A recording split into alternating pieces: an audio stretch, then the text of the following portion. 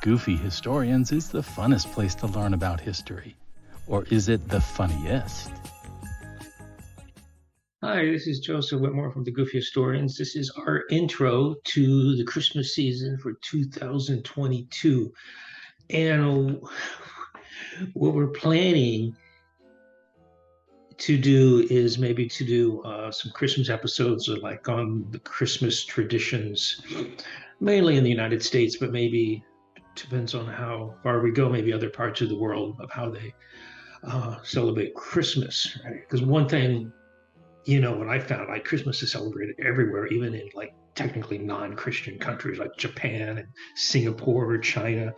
Everybody celebrates Christian. So it's like, it's gone beyond, a basic religion, but it's still based upon, Christianity. It's supposed to be celebrating the birth of Jesus, right? December 25th. Of course, nobody really knows when Jesus was born. His date of his birth, his month, not his month, much less his date, was actually mentioned in the Bible. That came up later. And it was just convenient to make it December 25th because there was a pagan holiday on that day, the winter solstice. So it was Pope Gregory who finally said, we're having all these pagans convert to Christianity. That's a big enough thing for them to deal with, going from paganism to Christianity. Let's not make them change their holidays too. So they continued to celebrate,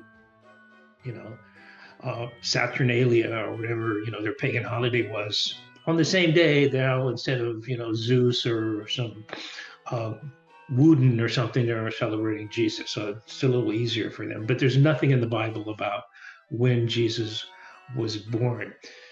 So we'll get into those traditions later, maybe, if we get around to it before the end of the year. But to start with, I thought it would be good to see what is actually said about the birth of Jesus in the Bible itself, right? Because that's where this whole origin story begins for Christianity. If Jesus was never born, he would have never died, he'd never been resurrected, and we would have gone on maybe our merry way without any of that ever happening.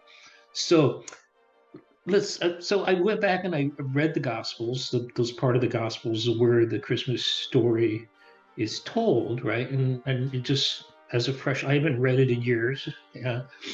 So, just get a fresh look at that and see what it's all about, see how this whole thing started. Turns out there's 27 books in the New Testament, right? Only 2 of them have the nativity story, the Christmas story. Of the 4 Gospels, it's only Matthew and Luke, right? Mark doesn't mention it. When Mark comes along, tells his story, he starts with the baptism of, Jesus with John the Baptist. That's how Mark begins. John is another whole. He begins, with the creation, and then, Jesus becomes the Word becomes flesh. But no, it's like, that's like abstract, metaphysical almost, what's going on in John. There's no Virgin Mary or anything in John. The Word becomes flesh magically. But the story is told in 2 of them, Matthew and Luke.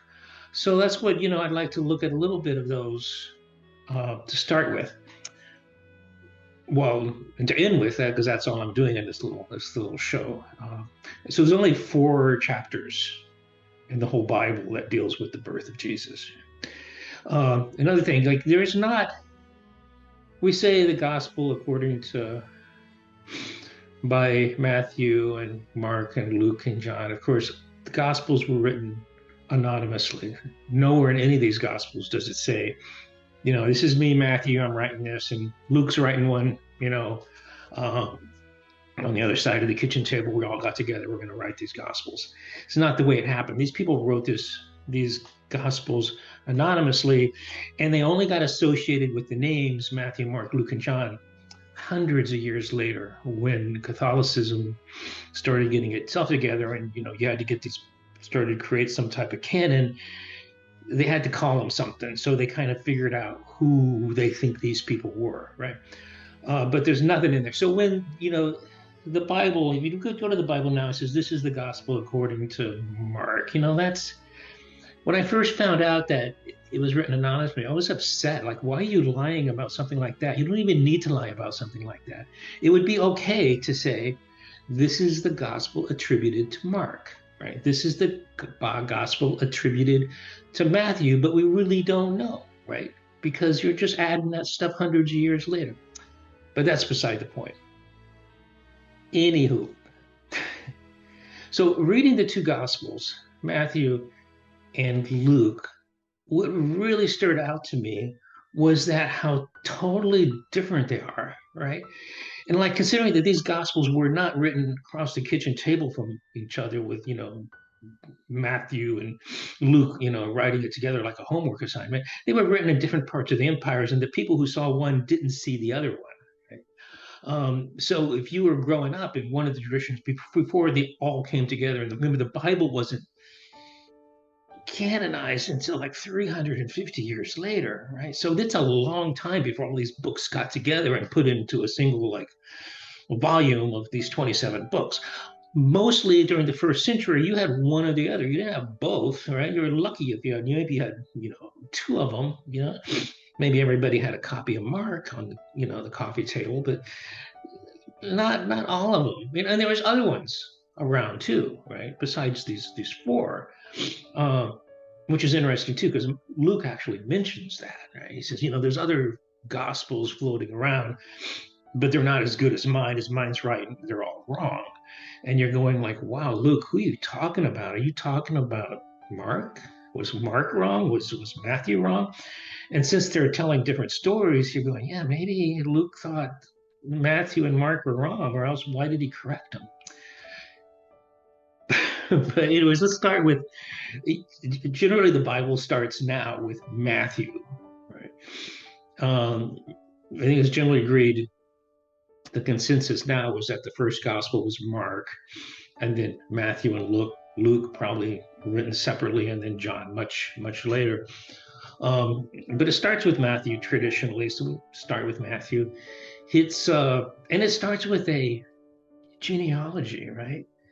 It's like, bad editing, right? Like, why would you begin any book with, the first chapter or so with a genealogy? Right? It's like, I remember trying to read that as a kid. I go, let's just skip to the birthday story, right? We're going to skip through these first, 38 verses where it's talking about somebody begetting somebody. But that is how it starts, and it is kind of interesting. He starts with Abraham. He goes 14 generations, and he gets to the David, and then he has 14 generations, and he gets to the when Assyria or the Babylonian captivity, where they take them over to Babylon, and then they come back, and with Cyrus and Cyrus the Great, and they rebuild the temple. And then there's another 14 generation, and in between, the Greeks come, and then the Romans come, and the poor Jewish tribes are having a hard time. But Cyrus actually rebuilds the temples, but then the Greeks come, and then the Romans come.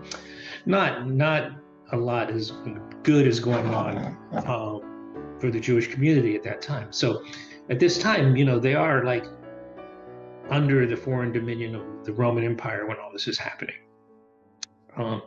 So there is this interesting thing of 14 generations, but if you count them, it's not 14, 14, 14, it's 14, 14, 13. But maybe if you include Jesus in the last as the next generation, that would be 14, 14, 14. But there is another genealogy in the Bible, in Chronicles, that chronicles this whole generation between Abraham and David, and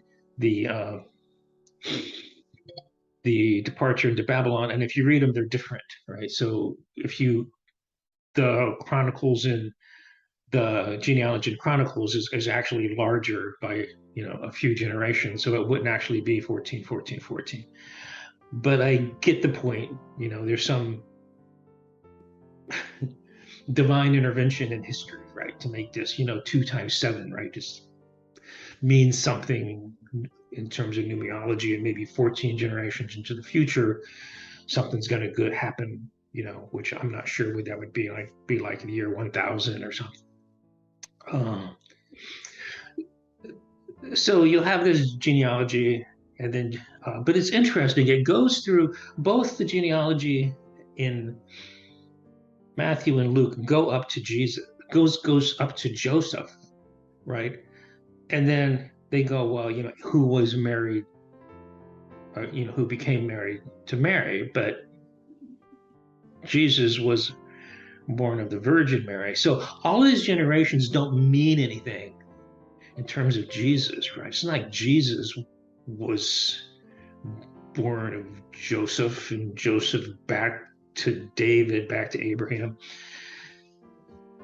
So, I mean, I don't know what that means. Why they take this whole first chapter of getting a genealogy that's not related to Jesus, right? Except maybe, they're saying, well, the Jewish generation was the incubator for Jesus, right? It's the one who, it's this generation from Abraham to David and Solomon and the temples that was sort of like what supported ultimately and protected and nourished the birth of Jesus, though it was not directly, obviously, related to Jesus. But then it gets so Matthew starts with the birthday story of Jesus, and it's interesting because in this story, right? I mean, you think of the Christmas story, you think of the manger and the shepherds and the angels singing to the shepherds, and none of that happens in Matthew. It's not there, right? You're reading and you go, where are the shepherds? Where's the manger? Where's the camels? Where's the taxes, right? Where's, no room at the inn? None of that happens in Matthew, right? What happens in Matthew is, they start in Bethlehem. Doesn't need to be any taxes or, a census to go from Nazareth to Bethlehem. They're there and they're living in a house, right? And then it's the same thing. Mary, Joseph gets a dream, and the angel talks to Joseph about Mary, and that she's, she's a virgin and she's gonna have a child, and don't worry about it. Take her as your wife, but don't know her until she gives birth. But she's apparently born in a house. And then there's these kings. Well, they're not even kings, right? The actual word in Greek is the magi, which is magicians, right? These magicians from the east. Where in the east? Who knows? Probably Babylonia, I guess. Somewhere in Mesopotamia. It could be China. Who knows? But they're coming from the east, and they see a star, and they're following the star. And the star sort of leads them to Bethlehem. The star leads them to Jerusalem. And you're like, well, why would the star lead them to Jerusalem? They're not even in Jerusalem. They're in Bethlehem. So they get to Jerusalem, and then like the three kings are like really confused because there's no Jesus in Jerusalem. So they're asking around, where's Jesus? We came, his star, led us here. And everybody goes, oh, no, the star is fine, but he's actually going to be born in Bethlehem. And they go, okay, well, that would have been good if, the MapQuest was actually working, led me to the right place, but it didn't. But they found out, and then Herod finds out, and he's like really pissed off because they says the king of the Jews, and he says, well, actually, I'm sort of the king of the Jews, actually, I'm not ready to die, and besides, I got my son lined up to become the next king. So whoever this kid is, it's not me. So we should check that out. So he sends him off to Bethlehem, and to find the real Jesus, his real location. And he says, when you find him, bring him back, give me word, and I'll come and worship him. Yeah, right. Yeah, this guy who's going to give up his throne to Jesus. I don't think so. It's not going to happen, right? Don't trust, a Roman king, looking for messiahs. So then So they go, okay, yeah, yeah, yeah. And it's funny. So after they say that, the three kings leave Jerusalem, and magically the star reappears. Right? It's like they had to. Herod had to be informed somehow. So it was sort of like um, some sort of conspiracy to get Herod involved in this whole thing, right? Because they could have cut him down directly if they just went directly to Jerusalem. That's what I would think, right? It's like, why are you doing? Why are you making the shortcut? And then it says the star led them to Jerusalem, right? Stars don't do that, right? I mean, it was it was it was more like a some type of light floating in the sky, like a probe, right? That was in like what do you call those things nowadays where they have little things flying around? Um, a drone, okay, drone flying around, like if there was a light on it, and it sort of like, well, actually went ahead of them as their camels went along, and it went directly now to the house, and it says house, it doesn't say manger, they're living in a house. And I went to the house, and it stayed over the house. It stopped moving, and it was like a ghost hanging over the house. And they go, "Oh, this must be it." And then they go in, and there's no angels, there's no shepherds hanging around. They just go in, and they actually get off their camels, and they take off it actually says a treasure chest, for God's sake.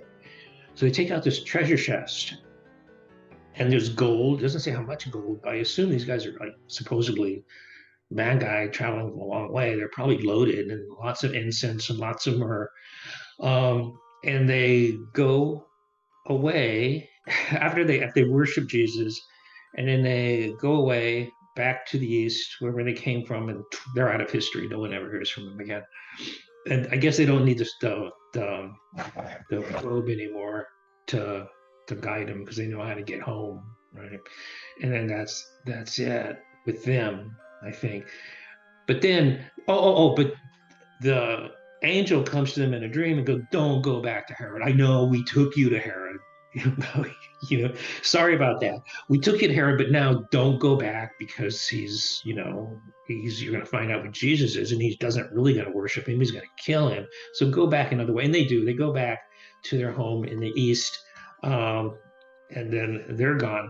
And then Herod finds out, and he's all upset. He's going, "Oh man, these wise men are too wise for me. They like, actually they weren't that wise, because who knows, they would have gone back if the angel, the angel was probably going. They're probably going to go back, another way, because obviously Harold's, a little shit. But it turns out they're not that wise. The angel has to intervene and says, "No, no, stop, go away, don't go back. No one, don't go back to Herod." So anyway, Herod was kept in the lurch, and he finally finds out, and then he's so mad that he's going to go kill not only baby Jesus, he's going to kill like every kid in Bethlehem 2 years or younger, right?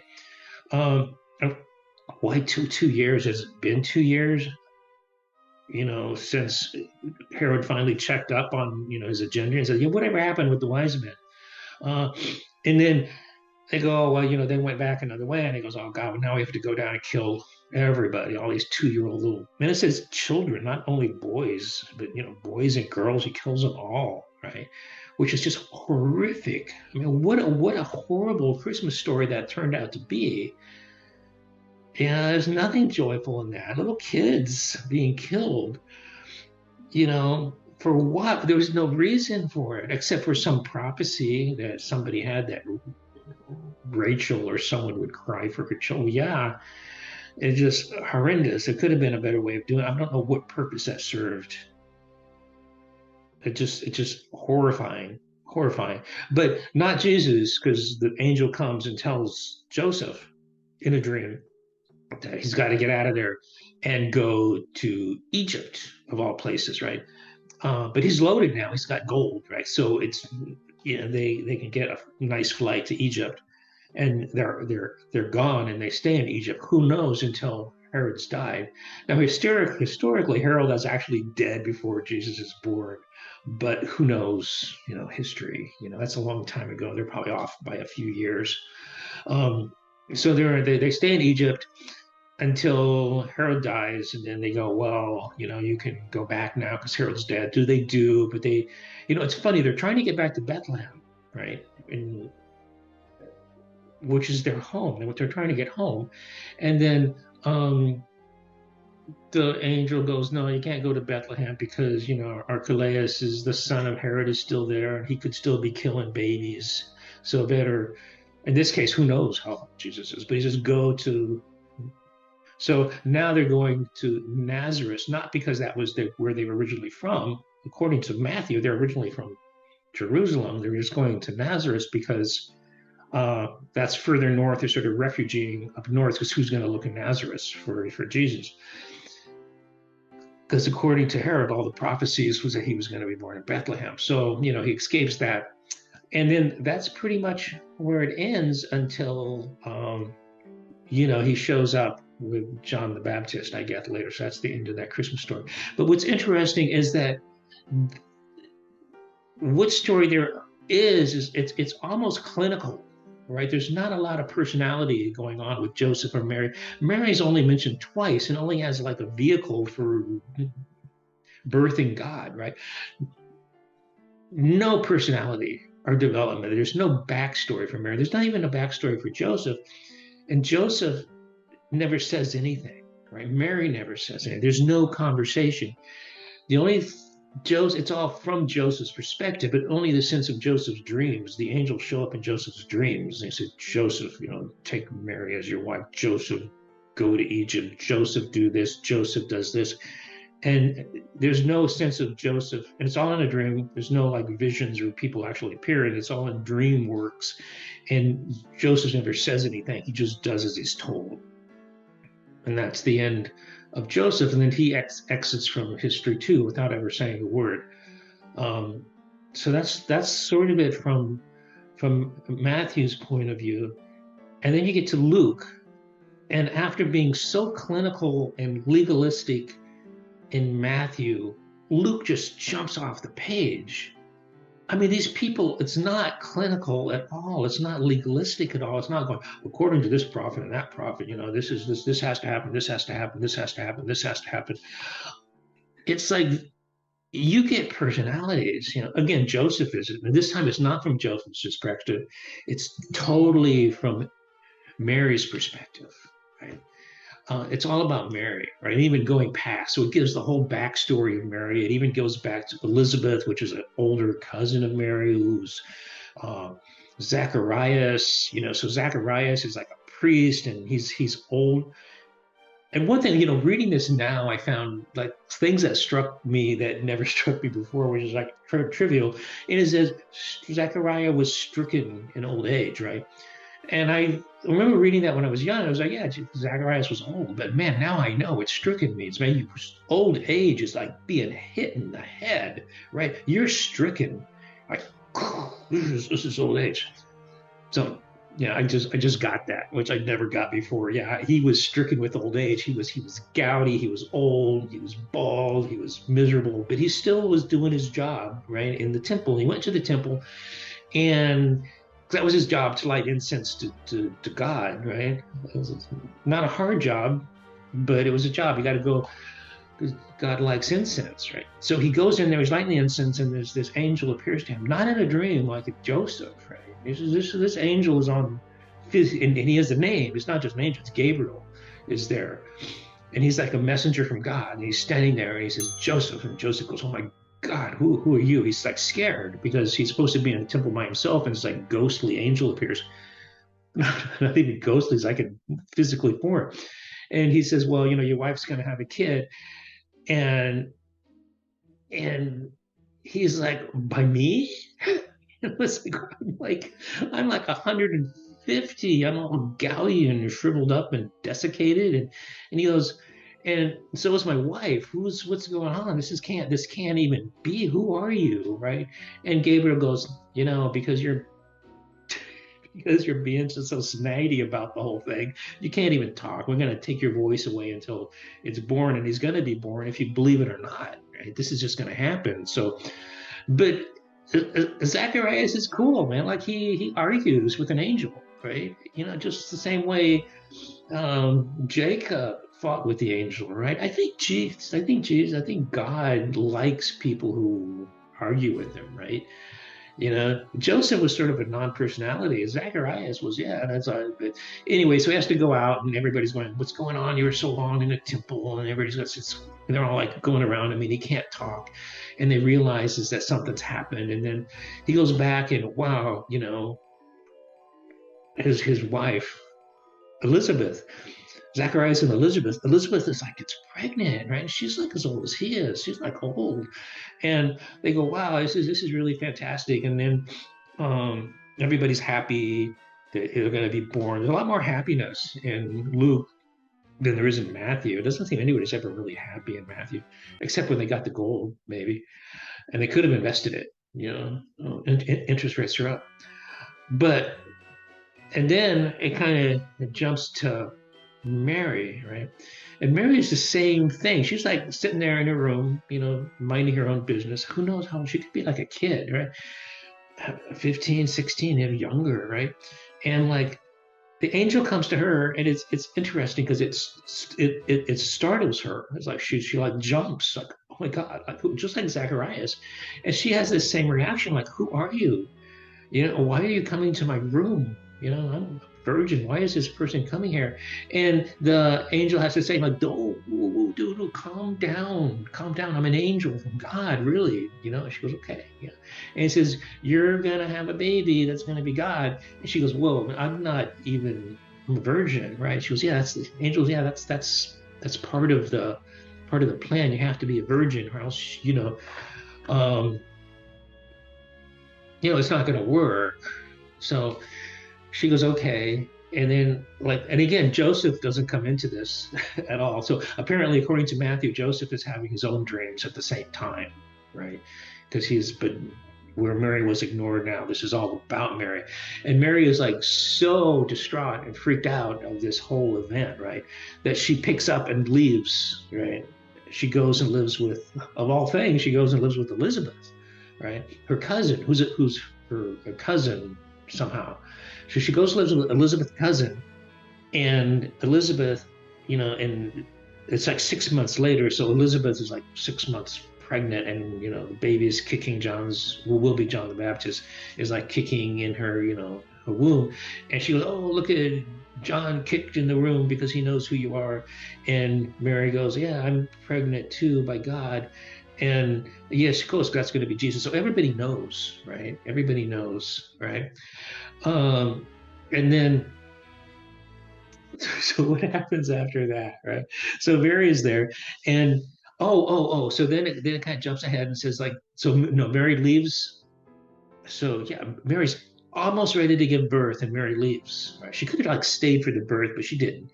She went back to Nazareth, right, where she is. Now she's in Nazareth as a home, right? And Joseph apparently is in Nazareth at home. They're not in Bethlehem. They go back. They're living in Nazareth.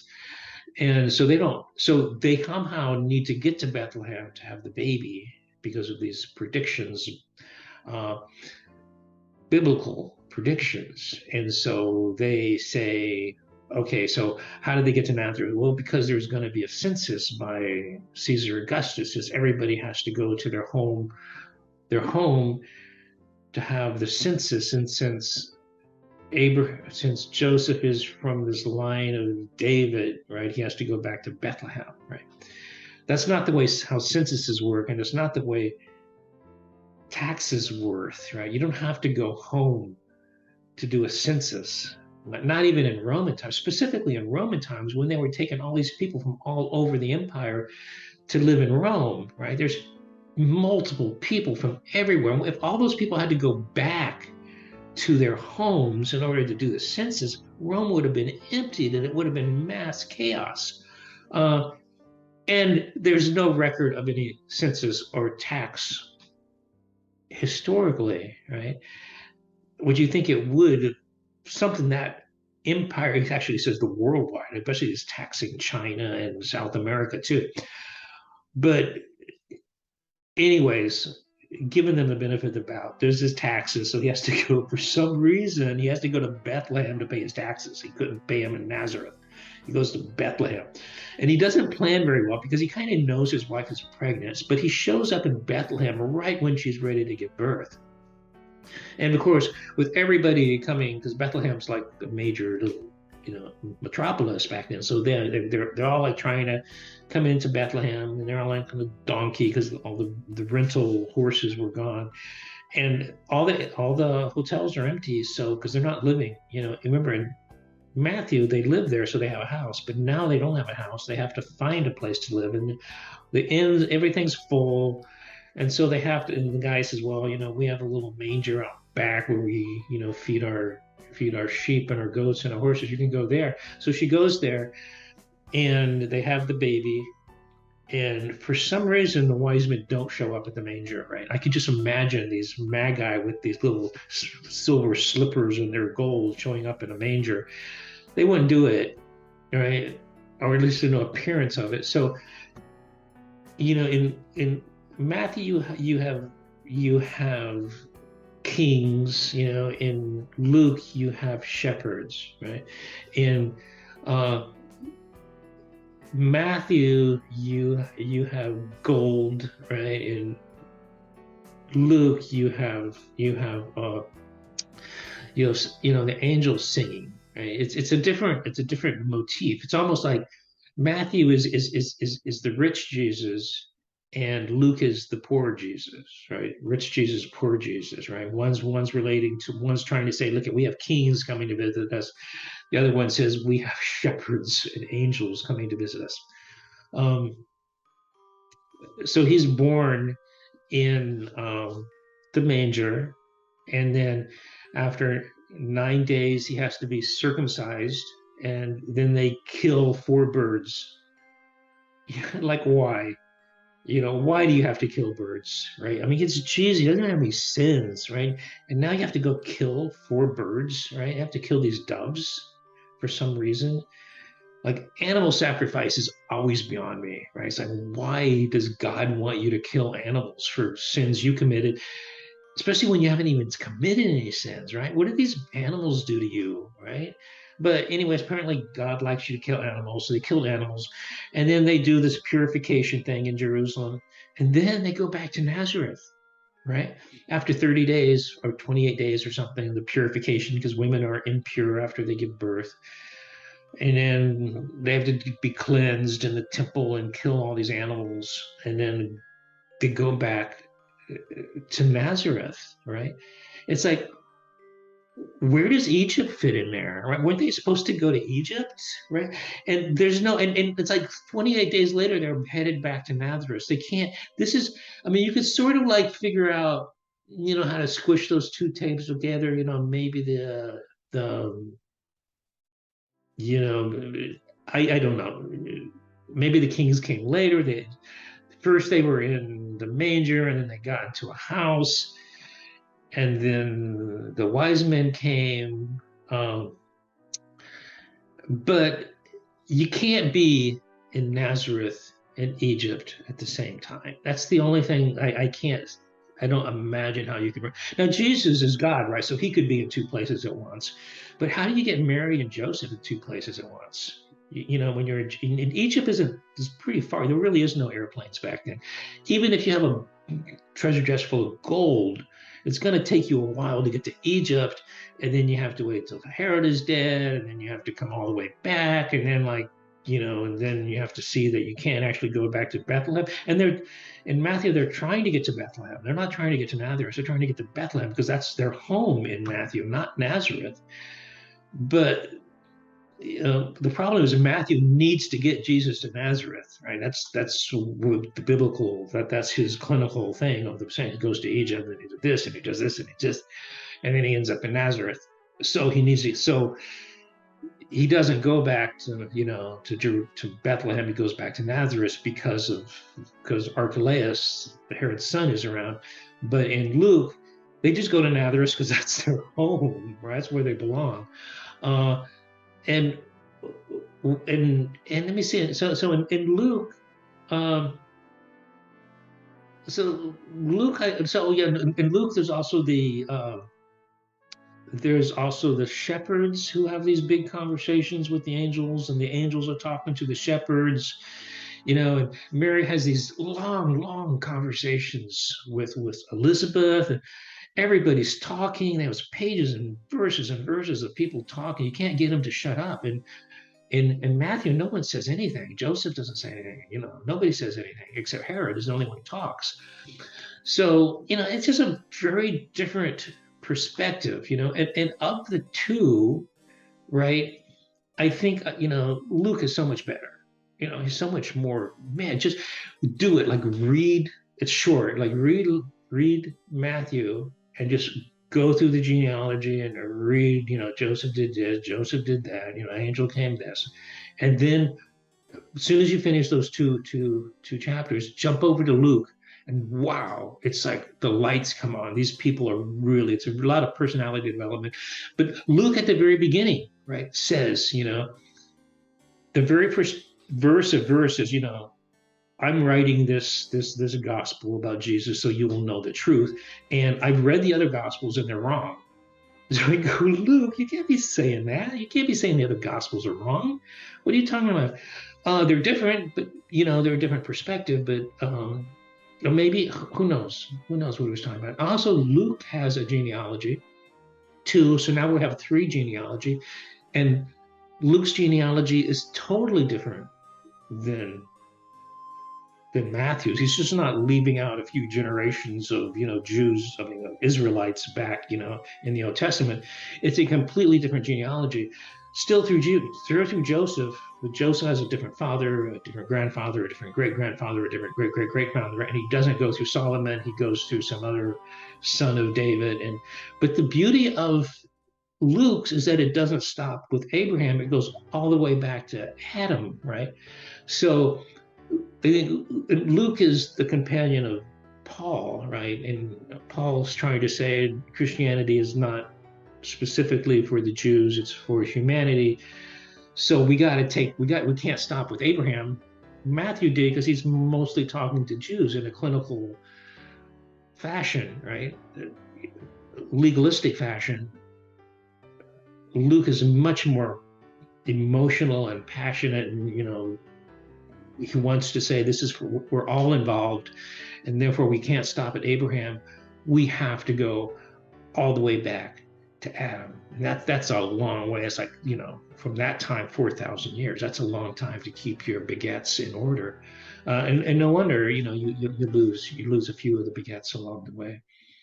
But I was wondering, if Luke and Matthew were sitting across the table from each other when they wrote these gospels, would that have ruined it or would that have made it better? Is it better to have these different perspectives on what happened, on what was important? Or, should we only have one story that's absolutely true? They can't both be true, right? I don't know what kind of miraculous thing would have to happen to have them both be true. But if you have a comment, that's why we have comment sections, and you can enlighten me. And this is something people have known since these things were written almost 2,000 years ago, right? So it's not, nothing I said is non-biblical. It's just very interesting that it's not emphasized by a lot of people who teach that stuff. Because I was raised a Christian, and I sure didn't know this stuff.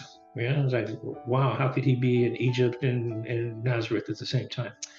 Anywho, I think we'll pick up on this more next time, right? And continue through something maybe Pope Gregory and up to modern commercialized Christianity with the tinsel and the gifts and everything. But until then, we'll have to say goodbye. and Merry Christmas indeed, and peace on earth. Thank you. Goodbye. Goofy Historians is the funnest place to learn about history. Or is it the funniest? Does history repeat itself? Not really. But sometimes it kind of rhymes.